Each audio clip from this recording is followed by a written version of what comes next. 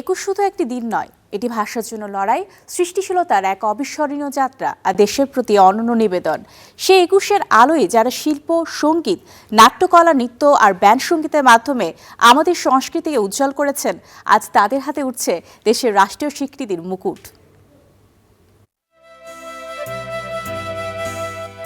ঘোষণা করা হয়েছে এবছরের ২১শে পদকপ্রাপ্তদের নাম। দেশের দ্বিতীয় সর্বোচ্চ রাষ্ট্রীয় এই সম্মাননা পাচ্ছেন ৯ জন বিশিষ্ট ব্যক্তি ও একটি প্রতিষ্ঠান। বিনোদন ও সংস্কৃতির ৫টি শাখায় এবার স্বীকৃতি পেয়েছেন সেই শিল্পীরা যাদের সৃষ্টিশীলতা সময়ের পরীক্ষায় উত্তীর্ণ। চলচ্চিত্রের সম্মান পাচ্ছেন কিংবদন্তি অভিনেত্রী ববিদা। রূপালী পর্দায় তার উপস্থিতি ছিল বর্ণিল। এই পদককে তিনি দেখছেন দর্শক ভক্তদের দীর্ঘদিনের ভালোবাসার প্রতিফলন হিসেবে।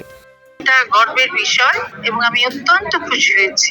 জীবনে অনেক পুরস্কার পেয়েছি, তবে ২১শে পদক। সঙ্গীতে মনোরত ২১শে পদক পাচ্ছেন আয়ুব বাচ্চু। মৃত্যুর ৭ বছর পরে স্বীকৃতি যেন তার সৃষ্ট সুরগুলোকে আবার স্মৃতির মঞ্চে ফিরিয়ে এনেছে। গর্বের সঙ্গে মিশে আছে কিছু না বলা অনুভূতিও।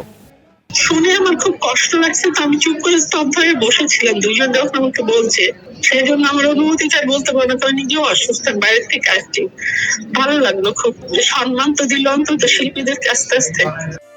নাট্যকলায় স্বীকৃতি পাচ্ছেন পালাগানের প্রথিতযশা শিল্পী ইসলাম উদ্দিন পালাকার। যাত্রাপালার মাটি থেকে শুরু করে ৪ দশকের সাধনায় তিনি দেশীয় লোকনাট্যকে আন্তর্জাতিক মঞ্চেও পৌঁছে দিয়েছেন।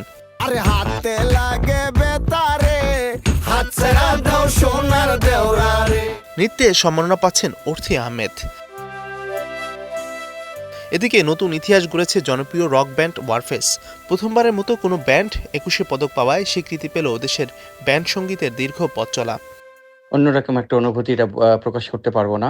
আসলে এটা শুধু আমাদের একার অর্জন নয়, এটা সকলের অর্জন। আমাদের ফাউন্ডিং লাইন আপ থেকে এখন পর্যন্ত যারা কাজ করছে প্লাস এক্স মেম্বার যারা আছে, প্রত্যেকের এটা অর্জন, প্রত্যেকের পরিবারের অর্জন, আমাদের ফ্যান ফলোয়ার দর্শক শ্রোতা যারা আছে প্রত্যেকের অর্জন। ২১শের চেতনায় গড়া এই সম্মান শুধু একটি পদক নয়, এটি শিল্পীর জীবন, দর্শকের ভালোবাসা এবং দেশের সংস্কৃতির প্রতি গভীর শ্রদ্ধার এক অনন্য স্মারক। Mazharul Tamim, star entertainment.